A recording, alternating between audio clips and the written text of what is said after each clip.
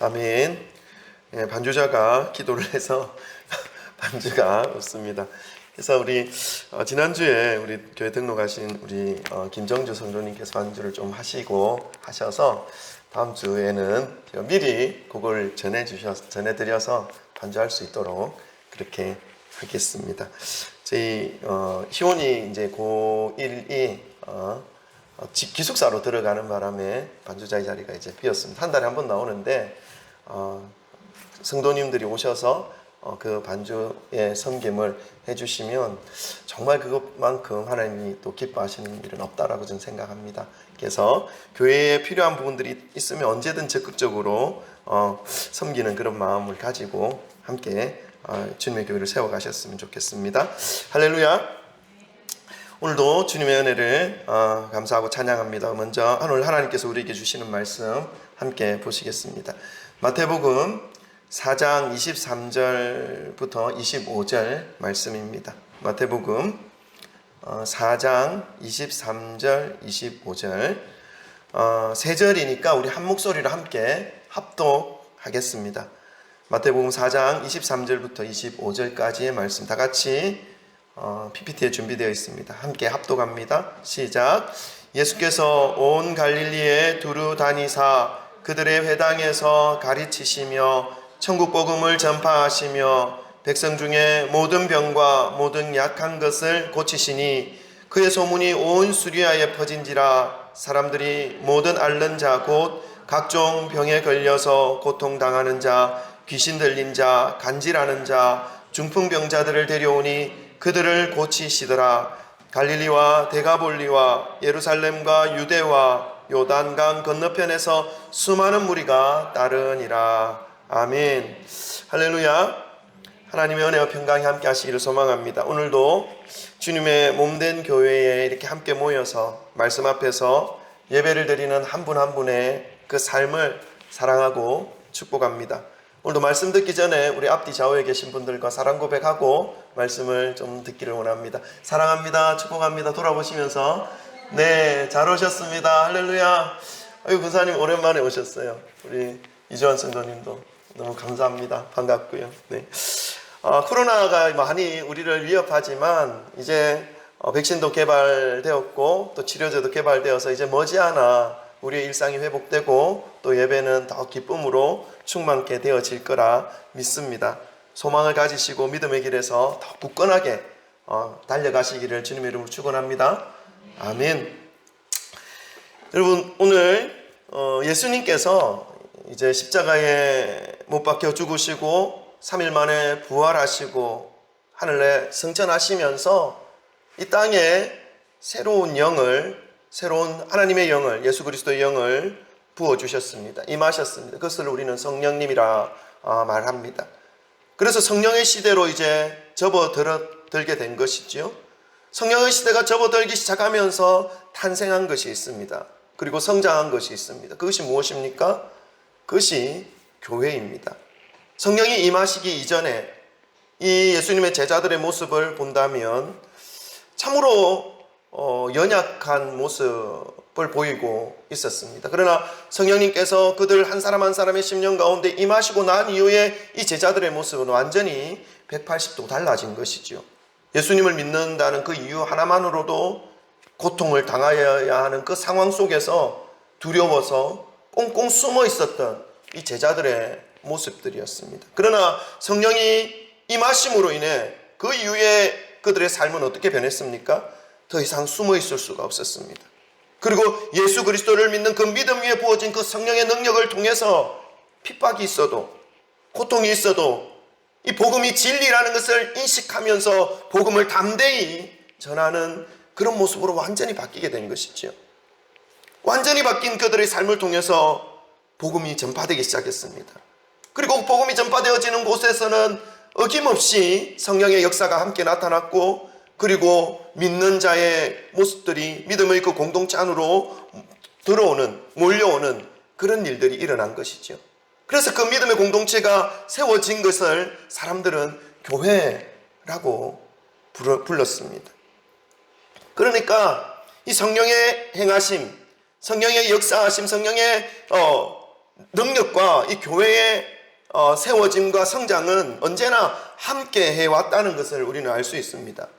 지금까지 주님의 교회들을 통해서 역사하신 성령님의 그 사역이 복음 전파로, 그리고 영혼을 구원하는 그 영혼 구원으로, 그리고 하나님 나라의 확장으로 세상을 변화시켜 왔고, 그리고 앞으로도 교회를 통해서, 그리고 저와 여러분을 통해서 이 성령의 능력, 성령의 행하심은 멈추지 않을 것이라는 것을 저는 믿습니다.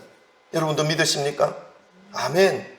코로나가 있어도, 또 어떤 담들이 있어도 이 성령께서 부어주신 이 믿음을 가진 성도들의 그 삶을 통해서 세상은 점점 더 주의 복음이 증거되어지는 그러한 모습으로 나타날 거라 저는 믿고 확신합니다. 2000년 전부터 지금까지 그렇게 해왔던 것처럼 앞으로도 몇천 년 동안 주님이 오시는 그날까지 이 일은 지속될 것이라 저는 믿는 것이죠. 여러분, 이 말씀은 2000년 전에 행하셨던 예수님의 사역이 지금까지도 인류의 역사 속에서 이어져 오고 있고, 앞으로도 예수님의 이 사역은 성령을 통해서 계속해서 이어질 것이라고 하는 것을 의미하는 것입니다.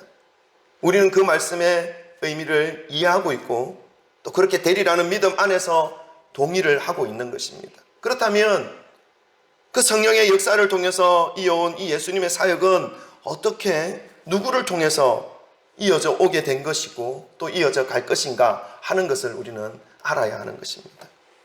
예수님으로부터 시작된 이 복음 사역이 예수님의 부활성천 이후에 성령께서 이 땅에 임하신, 그전에도 성령의 역사는 분명히 있었습니다. 그러나 성령이 주도적으로 역사하시는 시대가 이제 임하게 된 것이죠. 그 성령께서 예수님의 제자들을 통해서 그 예수님의 사역을 이어가게 하셨고, 그리고 예수님의 제자들 이후에 또 그들의 가르침을 이어받은 그 공동체 속에서 믿음의 사람들을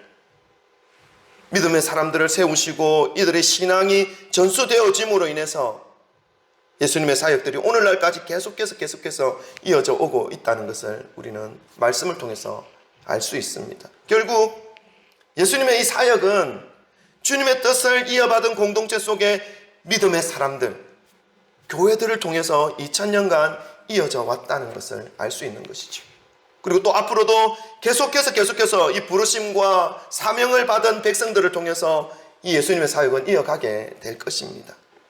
이러한 사명적인 맥락에서 믿음의 삶을 되돌아본다면 이 교회가 얼마나 중요한지를 다시 한번 깨달을 수 있습니다.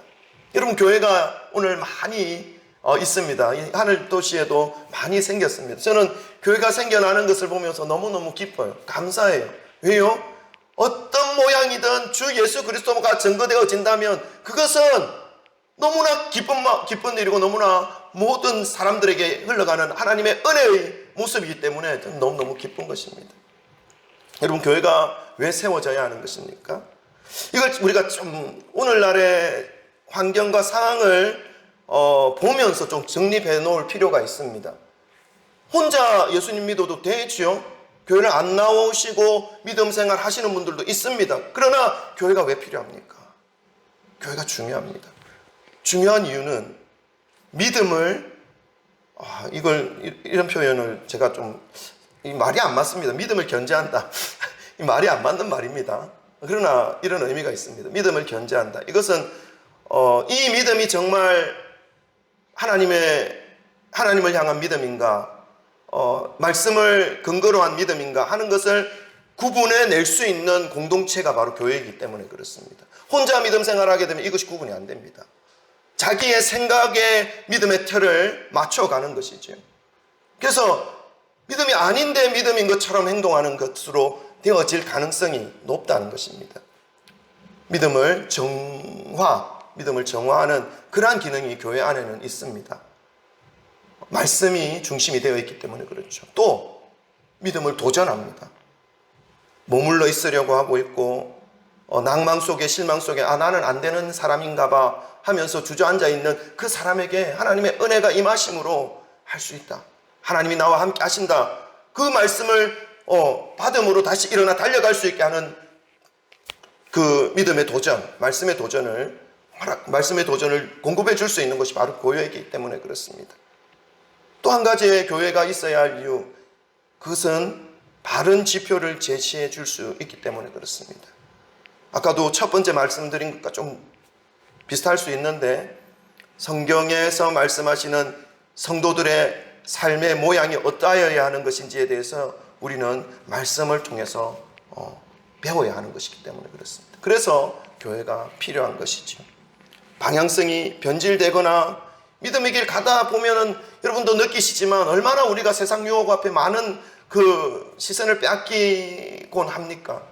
그런 시간들 속에서도, 그런 환경들 속에서도 믿음을 다시 세워가고 또 바른 모습으로 제시해 줄 수 있는 그런 거룩한 공동체가 필요하기에 교회는 반드시 있어야 되는 것입니다. 천국 가는 그날까지.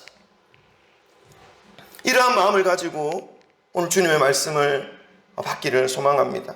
오늘은요, 예수님께서 갈릴리 온 지역을 두루 다니시면서 행하셨던 모습을 함께 살펴보기를 원합니다. 그리고 그 예수님의 모습을 통해서 이 땅에 세워진 이 교회들이 이 땅에서 예수님으로부터 이어받아야 할 사역이 무엇인지를 함께 살펴보고자 합니다. 첫 번째로요, 예수님으로부터 이어받아야 할 우리의 교회의 사역, 교회의 일들, 교회는 어떤 일을 해야 하는가 하는 것은 첫 번째로 가르치는 사역을 하여야 한다는 것입니다. 오늘 23절 말씀 함께 읽어보겠습니다. 4장 23절 다 같이 함께 읽겠습니다. 시작. 예수께서 온 갈릴리에 두루 다니사 그들의 회당에서 가르치시며 천국 복음을 전파하시며 백성 중에 모든 병과 모든 약한 것을 고치시니. 아멘. 오늘 23절을 중심으로 예수님께서 하신 사역을 교회들이 어떤 것을 이어받아야 할 것인지를 좀 살펴보기를 원하는데, 첫 번째로는 가르치는 사역입니다. 여러분, 교회에 나오면 집중이 안 되는 시간이 분명히 있어요. 특별히 설교 시간에 졸리고 또 다른 생각이 나고 그럴 때가 있습니다. 그때는요, 그 생각을 쫓아내는 시간이 필요합니다. 그리고 말씀을 집중해서 듣는 것이 필요합니다. 맞아요. 교회에 이제 저도 많은 경험을 했거든요. 학생 때. 그것을 이겨내면 믿음이 쌓입니다. 신앙이 성장합니다. 근데 그거 계속 졸고 있으면, 조는 분이 있다라고 제가 말씀드리는 게 아니라 혹여나 그런 분이 있을까봐. 안 계시죠? 네, 할렐루야, 감사합니다. 첫 번째로 예수님께서 하신 그 사역을 교회가 이어받아야 할 사역은 가르치는 사역이었습니다. 예수님께서는 오늘 본문 말씀에 온 갈릴리를 두루 다니시면서 회당에 들어가서 가르치시는 일을 하셨습니다. 여러분, 예수님이 무엇을 가르치셨을까요? 그것은 하나님의 말씀입니다. 우리가 예수님이 무엇을 가르치셨는지를 알아야 우리 교회도 무엇을 가르쳐야 할 것인지를 알 수 있습니다. 하나님의 말씀이죠. 이 땅을 향하신 하나님의 말씀, 이 땅의 영혼들을 향하신 하나님의 마음을 예수님은 가르치셨습니다. 지금은 예수님이 육신을 가진 그 예수님이 이 땅에 없습니다. 그죠? 성령께서 이곳에 임하셔서 예수님의 사역을 이루어 가고 계십니다. 우리가 육체를 가지신 예수님은 볼 수가 없습니다. 그러나 오늘날도 동일하게 살아계신 예수님께서는 계속해서 가르치고 있습니다.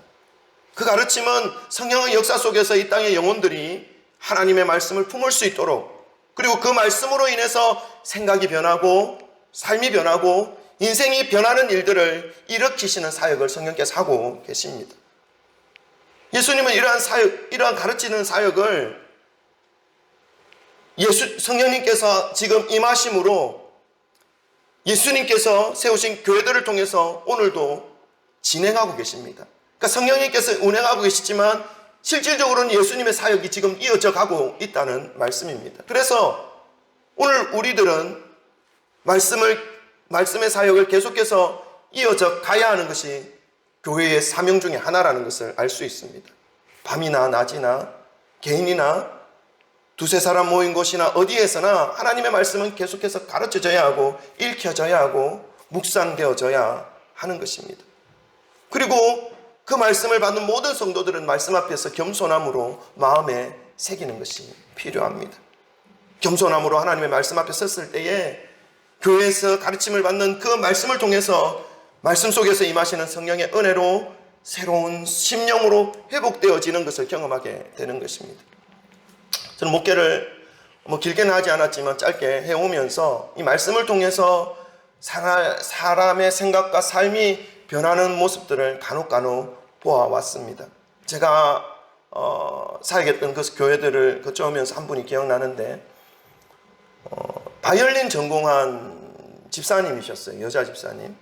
근데 이 바이올린을 전공하면 우리가 생각하기에 얼마나 아름답습니까? 아름다운 선율과 그리고 많은 사람들 앞에 스포트라이트를 받으면서 자신의 달란트를 발휘하면 얼마나 행복할까, 기쁠까, 즐거울까. 그 아름다운 소리로, 그 아름다운 모습으로 하나님을 찬양한다면 모든 사람들이 영혼이 회복되고 또 정서가 풀리고 하는 그런 일들을 하는 것이 얼마나 아름다울까. 우리는 이렇게 생각할 수 있습니다. 그런데 그 집사님은요, 바이올린을 쳐다보지도 않아요.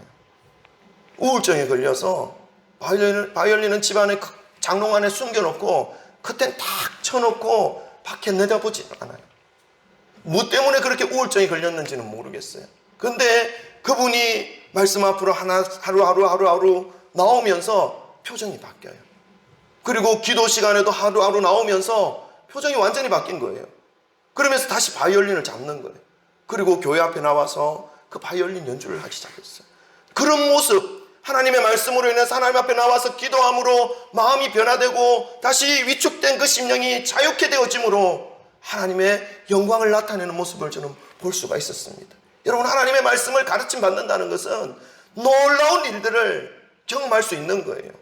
말씀을 받는 것에 대해서 여러분 게을리하지 마시기를 바랍니다. 내 삶이 바뀔 수가 있습니다. 아멘. 아멘. 예배만 잘 드려도, 말씀만 잘 받아 먹어도 이러한 놀라운 변화들을 경험할 수 있다는 것을 볼 수가 있습니다. 이것은요, 어떤 목사님의 능력으로 이것이 되었다, 아니에요. 말씀 속에 있는 하나님의 능력, 성령께서 역사하시는 성령의 능력으로 사람이 변화되는 거예요. 오늘도 부족한 종의 입술을 통해서 말씀이 선포되어지지만 하나님의 능력의 말씀이 여러분의 삶 가운데 깊이 새겨지기를 주님의 이름으로 축원합니다. 아멘. 오늘도 예수님은 교회를 통해서 이러한 능력, 이러한 말씀 사역을 이어가고 계십니다. 그러하기에 성도들은 교회에 나와서 무엇보다도 하나님의 말씀을 배우고 깨닫는 일에 집중하는 것이 너무너무 중요합니다. 교회에 나오셔서 말씀을 통해 역사하시는 예수 그리스도의 그 은혜를 경험하심으로 삶 속에서 치유가 일어나고 회복과 성령의 역사하심을 경험하게 되는 모든 성도님들이 되시기를 주님의 이름으로 축원합니다. 아멘.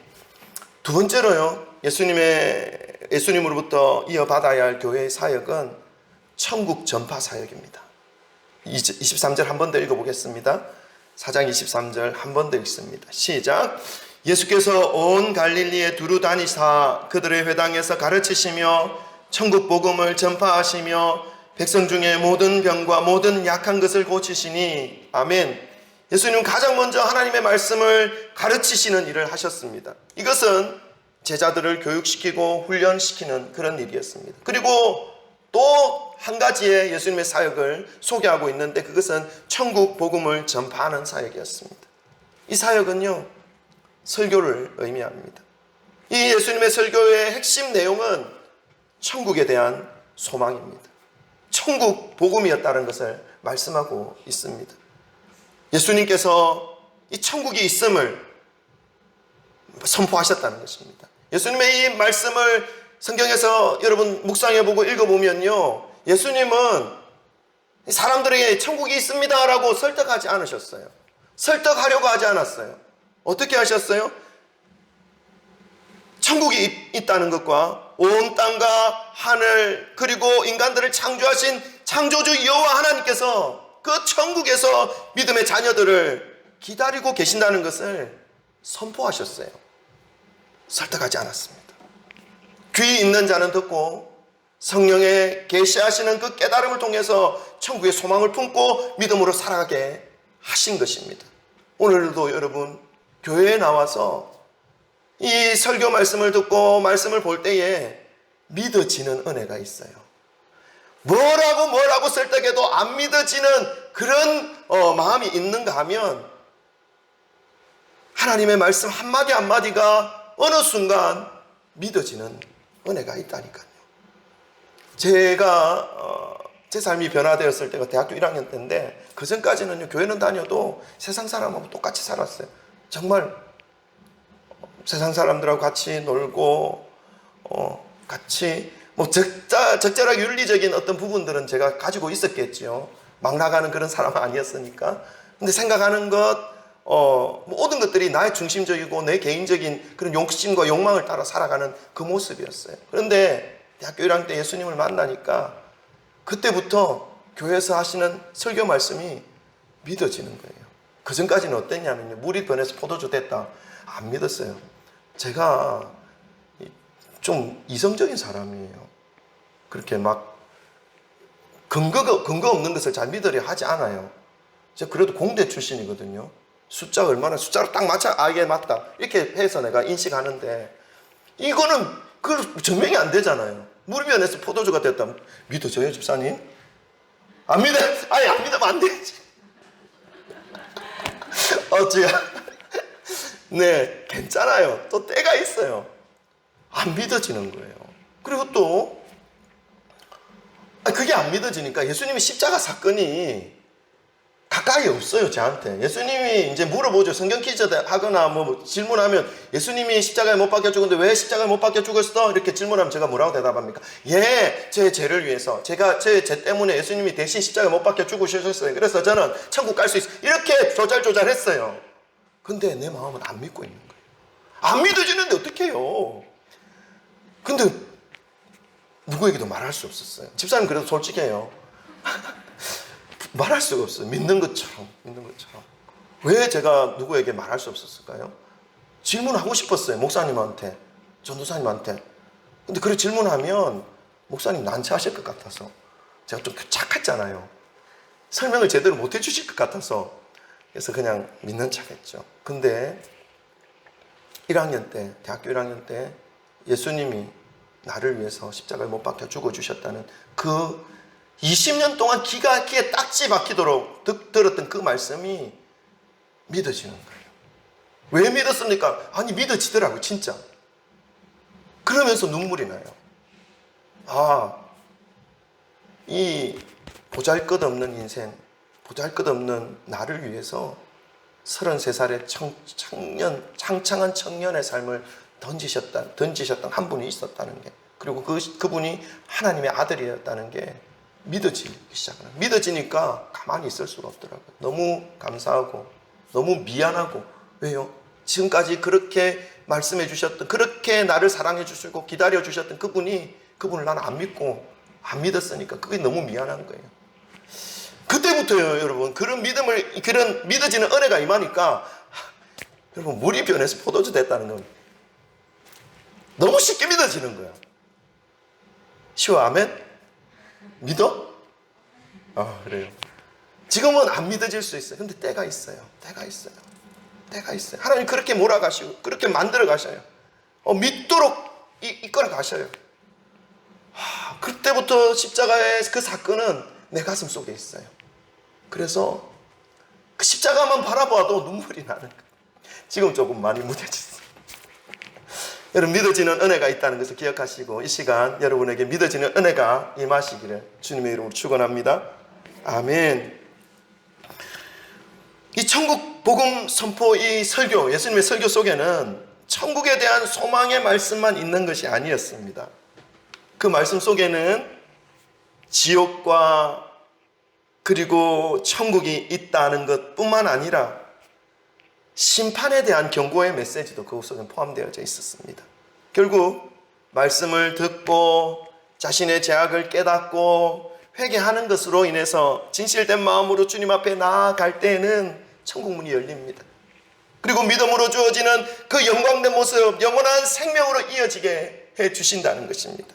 그 메시지가 들어있다는 것입니다. 그러나 천국 말씀을 듣고도 자신의 죄를 뉘우치지 않고 마음을 닫고 주님을 나의 구원자로 고백하지 못한 채로 욕심에 이끌려 살아간다면 결국 심판과 지옥의 고통은 피할 수 없다라고 하는 이 진리가 천국 복음 안에 포함되어 있었던 것을 우리는 말씀을 통해 알 수 있습니다. 교회도 마찬가지입니다, 여러분. 주님께서 세우셔서 복음의 사역을 맡기신 하나님께서 맡기신 이 교회도 마땅히 주님의 가르치심을 전할 뿐만 아니라 예수님께서 하신 사역을 계속해서 이어받아서 이어가야 하는 존재이라는 것을 오늘 말씀을 통해서 우리는 알 수 있는데요. 교회는 어떤 다른 것들을 가르치는 것보다 교육하기보다는 우리에게 허락해 주신 생명 말씀을 가르치고 교육해야 한다는 것입니다. 그리고 성경 말씀을 큰 그림으로 펼쳐 놓으면 결국 이 성경 말씀은 하나로 관통되어지고 있다는 것을 알 수 있습니다.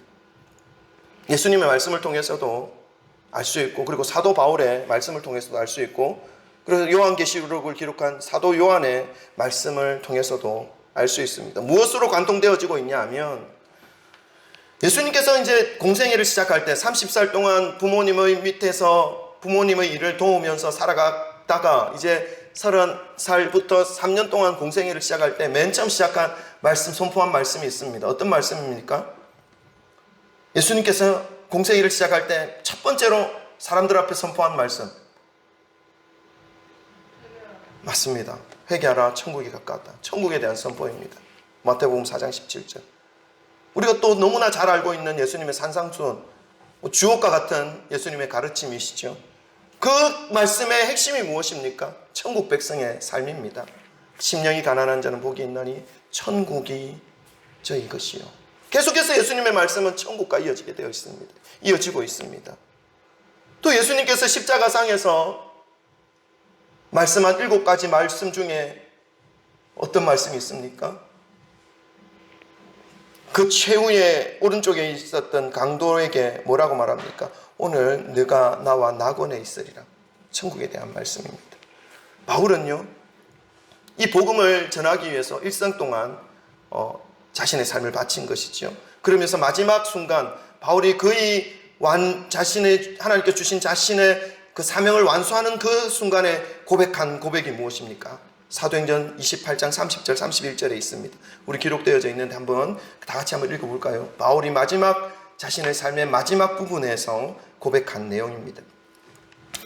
다 같이 읽습니다. 시작. 바울이 온 이태를 자기 셋집에 머물면서 자기에게 오는 사람을 다 영접하고 하나님의 나라를 전파하며 주 예수 그리스도에 관한 모든 것을 담대하게 거침없이 가르치더라. 아멘. 바울이 마지막 로마에 가서 로마의 어떤 가택연금 상태에 있을 때에 자기에게 찾아오는 모든 사람에게 천국에 대한 메시지를 전하였다라는 것을 말씀하고 있죠. 그리고 신구약의 맨 마지막 성경 요한계시록에는요, 천국에 대한 내용으로 가득 채워져 있습니다. 여러분, 성경은 처음부터 끝까지 천국 복음에 관한 말씀으로, 예언으로 관통되어져 있습니다. 예수 그리스도로부터 시작해서 사도 바울 그리고 사도 요한에 이르기까지 일관성을 가지고 말씀을 전하고 있습니다. 그렇다면 하나님의 말씀을 전하고 가르쳐야 할 사명을 가진 이 교회가 마땅히 선포해야 할 메시지는 무엇입니까? 천국의 메시지입니다. 천국 소망, 천국 복음을 선포해야 한다는 것을 우리는 잊어서는 안 됩니다. 우리가 이것을 생각한다면 오늘날 교회들에서 선포되어지는 말씀을 우리는 여러 채널을 통해서 또 들을 수 있고 쉽게 접할 수 있습니다. 그런데요, 이 천국에 대한 선포, 죄에 대한 말씀은 요즘은 조금 찾아보기가 쉽지 않습니다. 점점 줄어드는 것 같습니다. 그것보다는 이 땅에서의 축복, 그것과 연결시켜 전하는 말씀이 너무 많다는 것을 보게 될 때에 조금 안타깝습니다. 아쉽습니다. 물론 이 땅에서 살아가다 보면 이런 물질적인 축복이 필요한 것은 누구나 다 알고 있습니다. 그러나 먼저 그 나라와 그 의를 구하라. 그리하면 이 모든 것을 너희에게 더하시리라 하셨던 하나님의 말씀을 기억한다면 우리는 먼저 세상의 물질을 구하기보다는 믿음의 길을 구하, 주님이 맡기신 사명과 천국의 복음의 전파에 대하여 더 구하여야 한다는 것을 우리는 먼저 기억하여야 할 것입니다. 예수님은 이 땅에서 축복의 말씀을 전하시기 이전에 천국과 지옥, 죄와 형벌에 대한 메시지를 먼저 선포하셨습니다. 우리는 이 말씀을 더욱더 귀한 말씀으로 받아 먹어야 하는 것이지요. 이 말씀이 우리를 영원한 구원으로 인도하시는 생명의 말씀이라는 것을 여러분 기억하시기를 바랍니다. 그리하여서 이 땅에서의 소망보다 천국에 대한 소망으로 여러분의 심령에 가득 체험을 받아서 이 땅에서 살아가지만 천국 백성이 누릴 수 있는 능력과 기쁨과 소망을 늘 누리시면서 살아가시기를 주님의 이름으로 축원합니다. 아멘. 세 번째입니다. 이제 마지막인데요. 예수님으로부터 이어받아야 할 교회의 사명, 그것은 모든 병과 약한 것을 고치는 치유 사역입니다. 우리 한 번 더 23절 읽어보십시다. 23절 다 같이 읽습니다. 시작. 예수께서 온 갈릴리에 두루 다니사 그들의 회당에서 가르치시며 천국 복음을 전파하시며 백성 중에 모든 병과 모든 약한 것을 고치시니. 아멘. 예수님께서는 가르치셨고 전파하셨고 이제는 또 치료해 주셨습니다. 여러분, 우리가 이 말씀을 통하여 기억해야 할 것이 하나 있습니다. 예수님의 사역의 순서입니다. 치료가 먼저 이루어진 것이 아니라는 말씀이지요. 먼저 말씀에 대하여 가르침을 받고 말씀을 깨닫고 말씀을 통하여 드러난 자신의 죄악을 고백하는 회개의 삶이 이루어진 이후에 이 땅에서의 소망을 두고 살아가는 삶이 아니라 저 천국에 대한 간절한 소망을 회복한 후 이 천국 복음을 가슴에 받은 후에 모든 병과 모든 약한 것을 치유하시는 예수님의 능력의 사역을 우리는 볼 수 있습니다. 이러한 치유 사역은 예수님의 제자들의 사역에 있어서도 그대로 재현되었지요. 사도행전을 보면 예수님의 그 제자들이 치유하는 사역을 하였다는 것을 소개하고 있습니다. 이때에도 사도들은요, 하나님의 말씀을 먼저 선포합니다.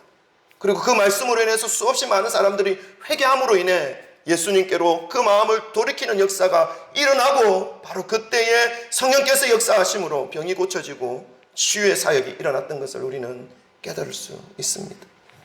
성령의 사역, 이 사람의 심령을 변화시키고 병들어 있는 생각을 무너뜨리고 병들어 있는 육신을 다시 새롭게 하는 것은 성령의 역사입니다. 그러나 하나님의 말씀이 그 심령 속에 들어가 믿음의 삶이 먼저 믿음의 씨가 들어가 있어야 한다는 것을 우리는 기억해야 하는 것이지요.